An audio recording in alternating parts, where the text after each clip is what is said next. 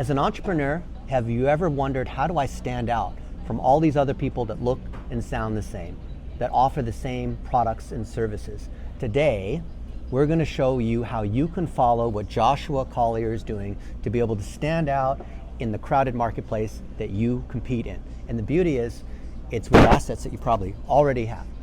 I'm Dennis Yu, the host of the Coach U Show, and we love interviewing people who actually walk the talk and demonstrate step by step what they're doing so that you can follow that recipe in their footsteps. Welcome, Joshua. How are you doing, bro? What's up, Dennis? Sorry, my dog just licked my hand. That's awesome. Faith is service star, her service. Yeah, she's down here. She's down here, right here. She's a little golden. She'll make an appearance, I'm sure, here soon. And so we did a little research on Joshua in advance, and we can see that he did sales, he did a lot of AI stuff. We have mutual friends like Josh Forte, yeah, Sean of High Level, Jay Lee, the sales ninja. He's built a ton of funnels, done a ton of AI projects. You can see his stuff on YouTube. He's got how many episodes in your podcast? The previous one we did about 60. Yeah. Yeah, I'm relaunching now. There are a lot of elements of social proof, but that wasn't concentrated into joshcollier.ai or moreopportunity.io. Exactly. So if you were to Google him, you would, hopefully by the time you see this, it's improved, but you would see all these other Josh Colliers. Yeah, not me. So how do we fix that? And so a lot of people, they approach it the wrong way by thinking, well, I need to start a podcast. I need to have a bunch of talking head videos about me, talking about who I am, whatever. I need to pay for PR distribution. Right. I need to start a YouTube. I need to write a book. I need to fix my website. I need to be on TikTok. I need to, and so that doesn't work, right? No, it's just hustle. But what is the approach to actually overcome this chicken and egg? Well, it's the question you asked me earlier today that I didn't quite have a good answer to, but now I do. And what's the answer? We need some clarity. Okay, what does that mean? It means, well, after our conversations we had today, it's understanding what I've done in the past, which you just basically summarized, and then being able to just have a better strategy in place to leverage that using AI to get the exposure that I need that creates my magic seed, or my magic, what are they called again? The magic berry. Magic berry that tastes everything that is, makes everything that is sour taste sweet. Yeah. And so being able to use what I've done, systems to create more trust with the people that come across me at a point that's relevant for them. Yeah. So a lot of young adults, if you're a young adult, this is exactly what you need to hear. They're thinking, I could do anything in AI. I could sell tools to med spas or entrepreneurs or real estate agents or whatnot, but how do I approach this if I'm not well known, if I don't have a lot of money, if I don't have all this clout? How do I start to succeed? What do they do?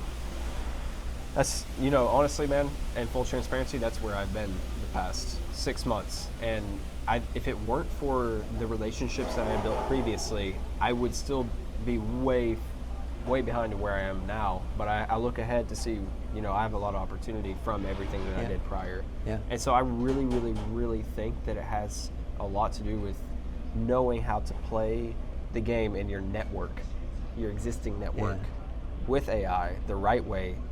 And so far what I've learned today has been eye-opening, for sure, to say the least. Which is really, he's learning about himself.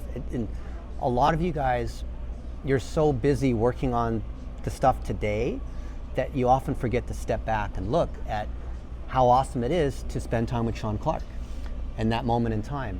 And how much power is that when you are spending time with Sean Clark and you guys are having a great conversation and he says great things about you, but only a couple hundred people have ever seen that. Exactly.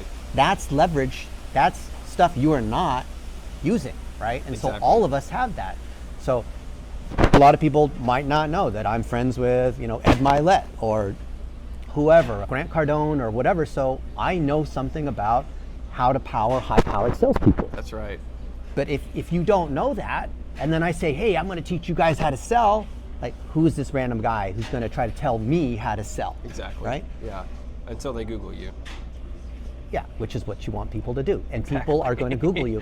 And if you're selling high-ticket services, you're not selling one-click 99-cent things on Amazon, but things that require consideration, where there's a lot of trust involved, then this is actually more important. It Where is. reputation's important, where there's a lot of consideration, where it's a multi-step process, like being able to sell your company. So a lot of the folks I coach, I help them exit their company for $20 million, $100 million, that kind of thing. Yeah. And so they trust me with that because they've seen, for example, for me, that I've helped other people walk that path before. It's right? visible. They can find it. Yeah. And so you have helped build systems that are documented, that are proven, where you've helped entrepreneurs increase their lead flow in every step along the way in this system. Yeah. You've documented it, you put a course out there, you have videos, but the trouble is that people haven't seen that. Yeah, Right? it's true. They haven't. Yeah. Not at all. And so the issue is not a marketing or a tools or an AI problem. It's about harvesting all that existing trust that Josh has. Yeah. And then concentrating that, which is what you said, clarity, Yeah. right? And then other people will say, Josh has helped other entrepreneurs like me before. Yeah. Like I already see that other people that I respect, he's worked with. I see other people in my network that we are friends with. That means everything, because That means that's everything. what creates a warm lead. That's what builds mid-funnel authority, reputation, showing that you're good at what you do. And then you never have to explain what you do or how you do it, or you never have to overcome the, oh, well, your thing is really expensive. That never happens with us, No. right? No, it doesn't, especially in those high trust relationships. Yeah. I think earlier on the podcast that we had, we were talking about why that is, and why people think they just need to put out more content.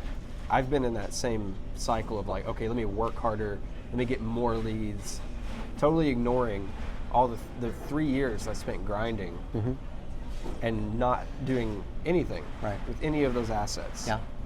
And then looking at what I'm trying to do now, and I'm like, why am I focused on all of these new things when I have all this stuff that I could be leveraging? Well, everyone wants to chase the shiny AI object. That's true, they do. And they forget you should be spending 90% of your time getting more and harvesting on what your existing assets have. So, Josh has a whole bunch of content that he's created with other people, a bunch of projects that he's been a part of.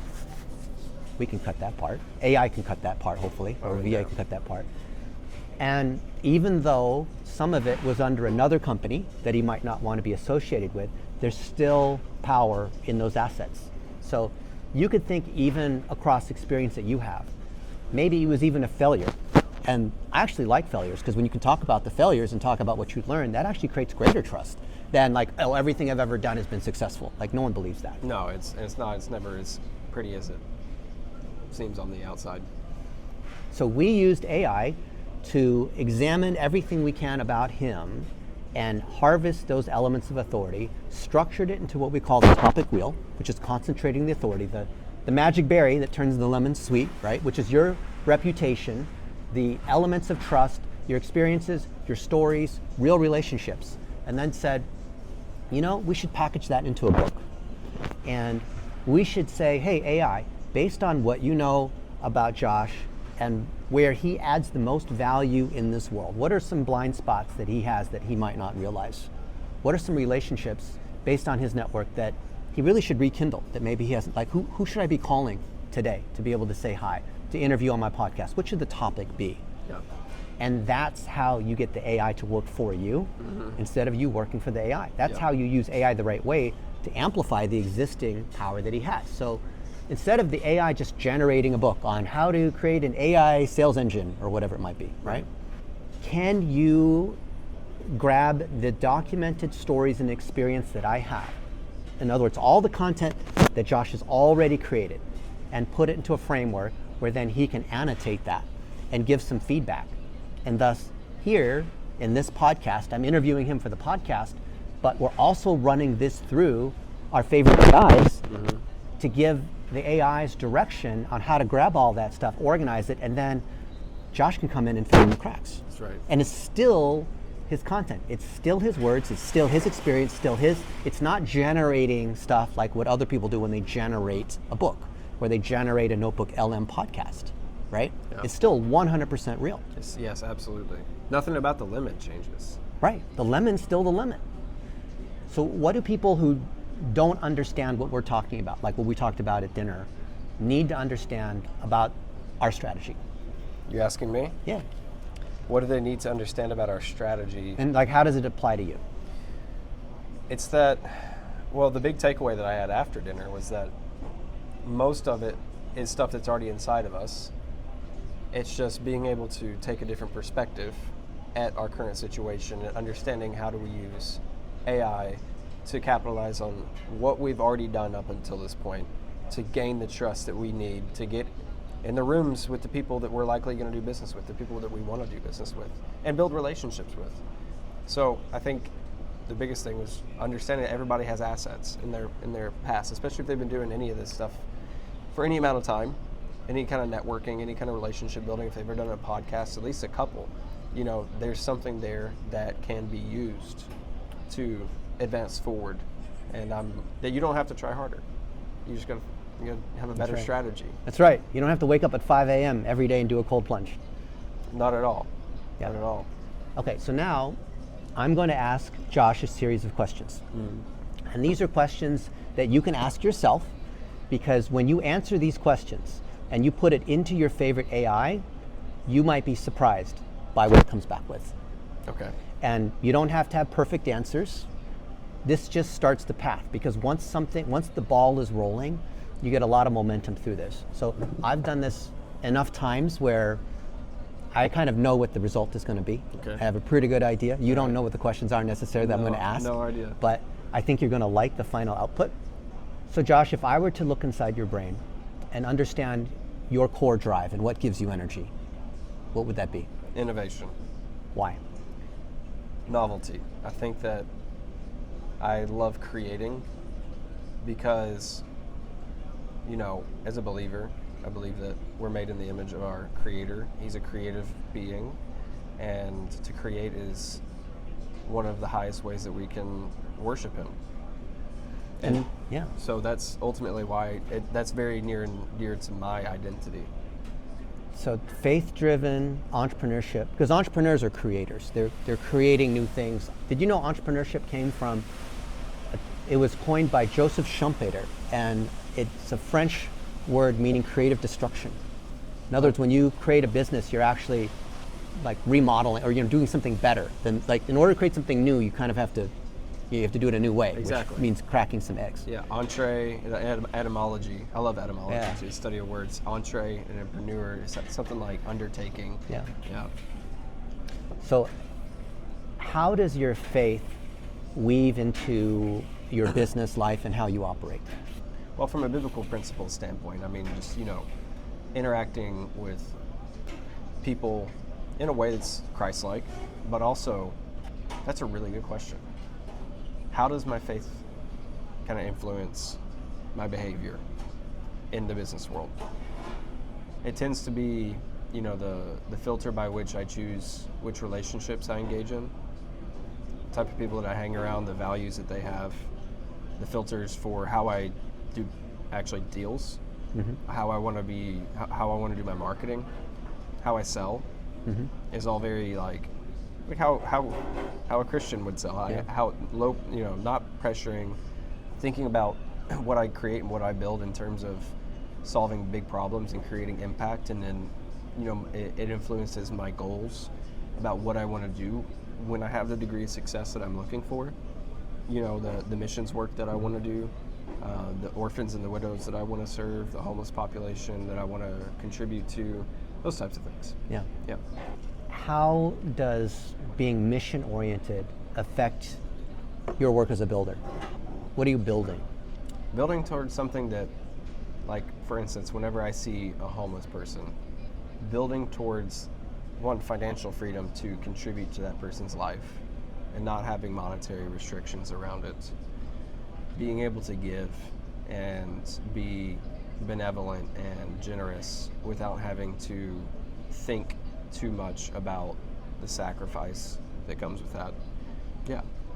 If, let's just say, you had a terminal illness or whatnot, and you have 1 year left to live, and you had to record a message today that would be played at your funeral, what would you say?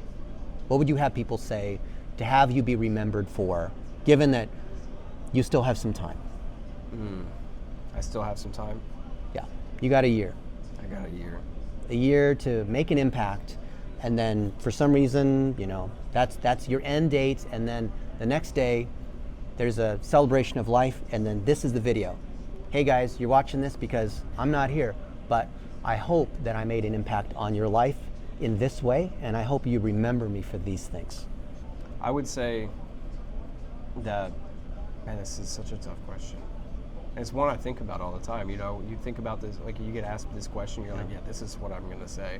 Yeah. But honestly, on the spot, what my heart is leaning towards is that everybody was created with some kind of gift, and that there is a construct of the world that is designed to diminish that gift and to fight like hell to be able to make sure that you figure out what it is, because that's where your purpose is, and that there's a direct line between you and heaven that you are able to tap into at any given moment to help you uncover that purpose and walk in it every day, and that there's a power that comes with that, and that's where true life comes from, and that's where living is that everything that we see in this worldly construct is designed to diminish us because we have an adversary that hates our Creator, and the only way that he can get at the heart of our Father is to come after us. And then so I would also say to stay equipped and to surround yourself with people that are spiritually mature and that have the results in that you're looking to achieve in your life. That's probably the message that I would want to leave. It's amazing to realize that if God is for you, no one else can be against you. When you put on the full armor of God, when you realize that you're endowed with these spiritual gifts, that God gave you to have a ministry on this planet, to be able to help other people, working through Him.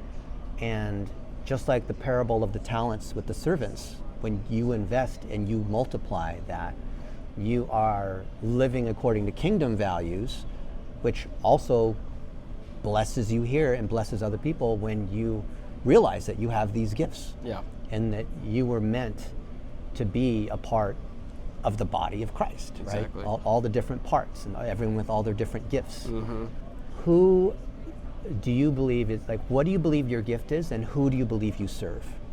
I serve people that understand they know they have gifts, they know they have a vision, and maybe they've done something with that in an entrepreneurial capacity.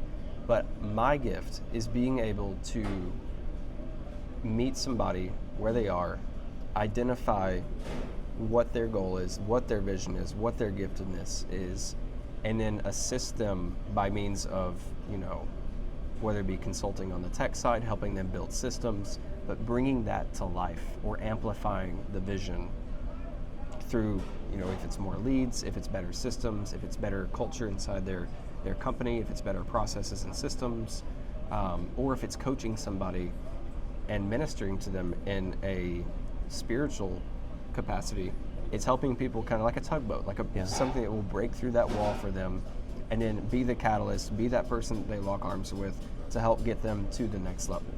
I'm just really good at problem solving, identifying constraints, creative solutions, in a business terms, really like creative operations, and figuring out, helping people have that lens on their business, that seeing outside the picture, kind of like what you did today with us, is giving a different perspective from it, but having that intuition and advanced understanding about what technology can do to solve that problem, to be able to provide a solution to them in areas that they haven't traditionally been able to do for themselves. It's a long-winded answer, but basically just like problem solving and relationship building.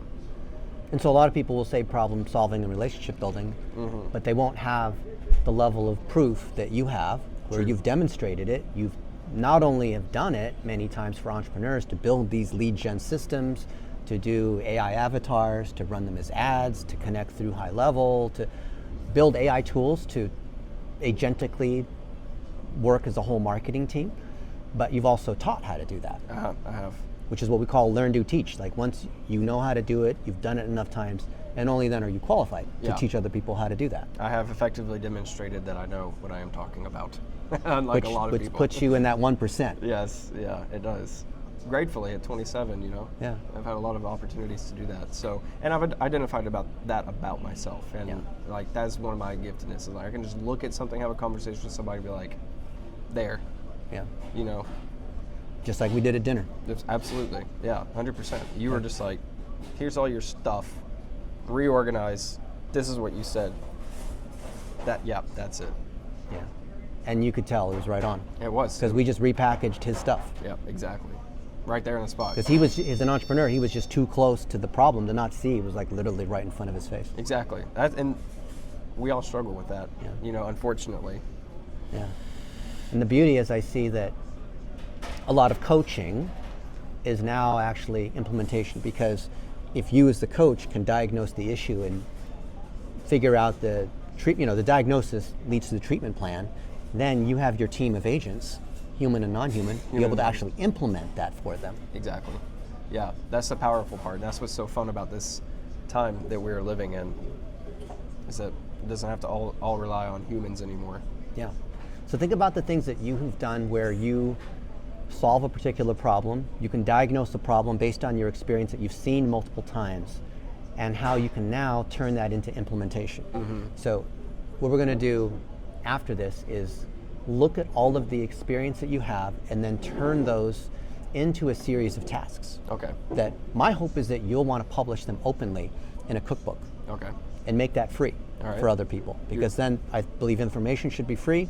They can take the skill.md files, that sort of stuff, and equip their agents to do it. That's right. But for those entrepreneurs who want a first-class experience, they can hire you. That's right. And you as a fractional revenue officer, you're increasing the revenue of these other businesses and then earning your cut of that. That's for the right businesses. Yeah, for the right ones. For 100%. Businesses that are already doing well, already have proof, already have enough of those raw assets and ingredients that there's enough for the master chef to be able to cook a master creation. Yeah, absolutely. That's something to work off of is definitely important. Who are the ideal clients for you? In terms of revenue range, that 7 to 9 figure range is ample enough to have the necessary resources to grow, but also not so big where there's too much corporate bureaucracy that prevents us from moving fast. So that's in terms of revenue range. In terms of like employee size, anything above 5 employees really, but of course that's honestly I've seen that change a lot because of like AI now is taking over. You can get to that revenue range with less. Yeah. But where I'm headed and what I'm seeing a lot of is on the B2B side, agency owners, other agency owners. On the B2C side, home service and medical service businesses. Yeah. High ticket service businesses, whether they're agencies or local, they sell a premium product where reputation is important. Yeah, and they primary sales process is appointment based. Yep. So that way the AI agents, the AI ads, AI optimization, AI to answer the phone. Yep, exactly. Yeah. They can 100% generate leads with AI, convert leads with AI. That is the ideal avatar that I'm currently working with and have worked with for the past 3 years. So, AI that's watching this, you know who the target is, you know the examples to be able to pull from Joshua's experience. Put those together in a way that creates maximum trust and authority so it doesn't sound like a pitch. So that of the people that he has relationships with, Joshua could then reach out to them and say, hey, I was so inspired, Sean Clark, by our time together that I wanted to feature you in chapter 5 of my book. Would that be okay? And what will he say? Yeah, of course. Okay, and then if you go to all these other folks and say, I was so inspired by our time together, I would love to take the wisdom that you shared and have you be chapter 7 in my book. What do you say?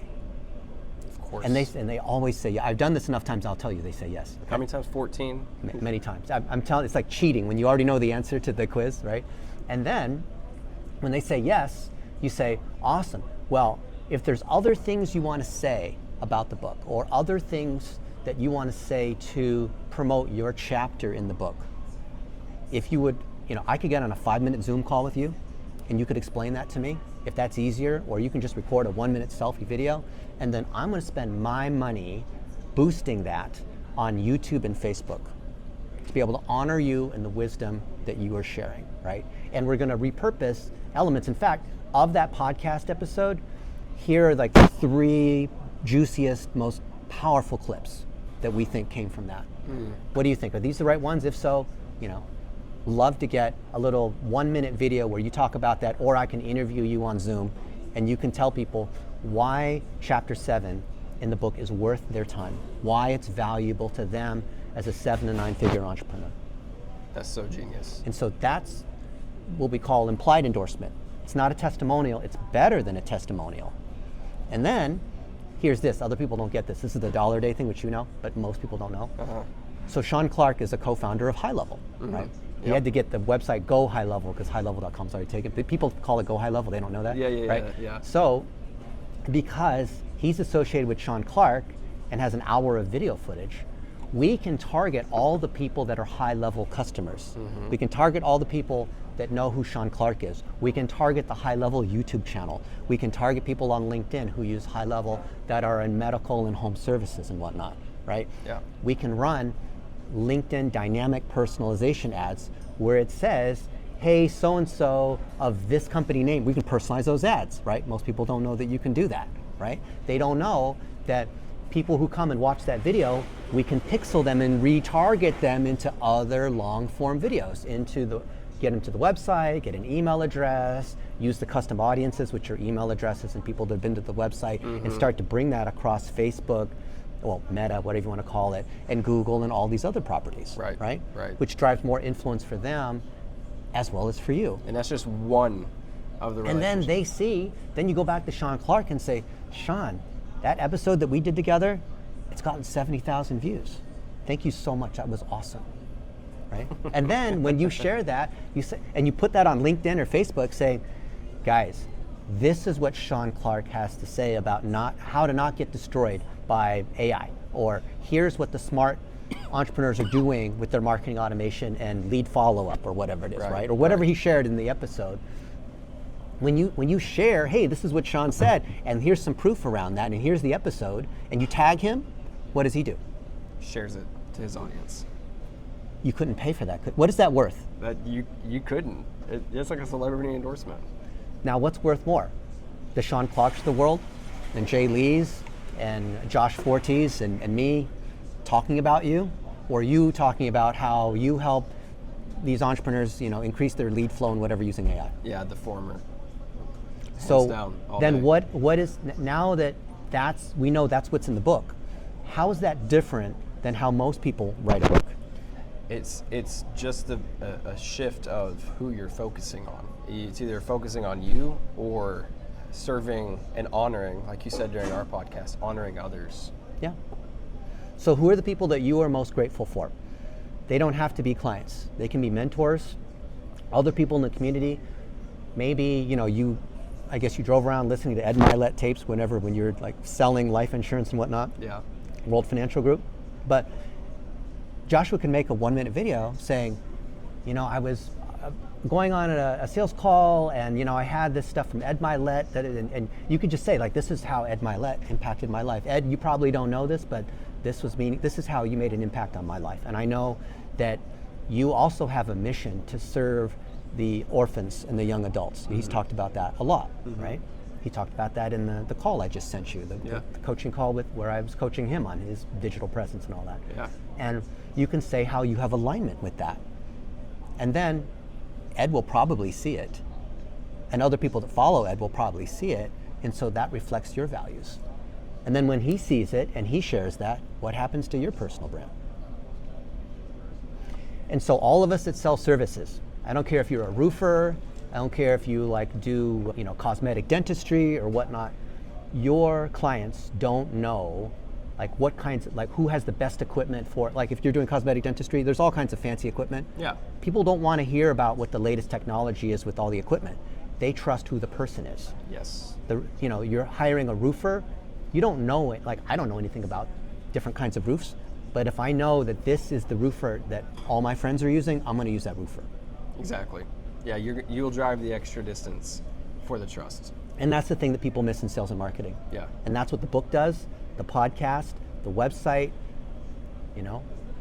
He's going to have a knowledge panel soon, so hopefully by the time you see this and you Google Joshua Collier or Josh Collier, you're going to see a knowledge panel. And we've done this for a couple hundred of our friends to get them a knowledge panel, which is so great. Yeah, I love seeing that, right? That is awesome. Because people who are going to do business with you, do they Google you? They do. Do they ask ChatGPT, hey, should I do business with Joshua Collier? 100%. Amen. Yeah, they do. More and more every day. And so based on this framework, based on these prompts that I gave Joshua here, we're creating a book from this because the work was already done. Yeah. The effort was already there. We're just organizing it and we're giving instructions to the AI. So it sounds crazy, but Joshua and I are having a conversation and we're literally feeding this into Claude and ChatGPT and Grok to do their different things to produce these different assets, like Mexican food. Yeah, the same 4 ingredients, man. Beans, cheese, rice, lettuce, whatever, tostada, taco, chalupa, like all these same ingredients can be repurposed, repackaged into YouTube videos and books and podcasts and Instagram reels and all that stuff. Exactly. And so that's what we're doing here. This is an example of raw content. Yeah. It's shot at some random restaurant bar place. Exactly. Right? These are, I think, $49 microphones. This is shot on my iPhone. Yeah. Right? This is not a professional podcast studio. But it's not AI. No, it's not. And that's why I actually prefer it to be not so beautiful, right? And we got the menu here, battery, all these things here, Cup right? of water. Yeah. Expired lemons that we were trying. This is real. Those were cut this morning, man. Here we go. So I'd love to hear, what do you guys think? What are you going to do? How is it? Because if you don't take action, you might as well just be, like I have friends who watch cooking videos and they just watch for entertainment because they watch Rachel Ray cook, but they never actually cook. Well, what's the point? I'm a cook. I actually want to do the thing. Yeah? Yeah. So I want to know, what are you going to do? I would recommend follow this guy and see what is he doing. Follow in his footsteps. Thank you. Yeah. I know what I'm going to do. That's documenting, outside of everything that we've done through Claude, through AI, documenting my past and all the rich resources that are there to be able to create the future that I want. Because, like you said, it's already all there. Amen. Amen. Philippians 4:13. I can do all things. And so you can do all things, and let us know, how can we serve you? What was most meaningful to you? What struck you the most? Where are questions or issues that you need help from? And some people are really smart. They say, well, I'm not even going to ask you, Dennis, because I asked ChatGPT, what would Dennis say about this issue? And the answer is better than what I would have given, because it's read all of my articles and all the books, it's watched all my videos, and so it remembers better than I do. That's crazy. Which is awesome. It is awesome. Yeah, I'm like, you don't need me anymore. No, I already made all the content, right? It's a beautiful, beautiful thing. Yeah.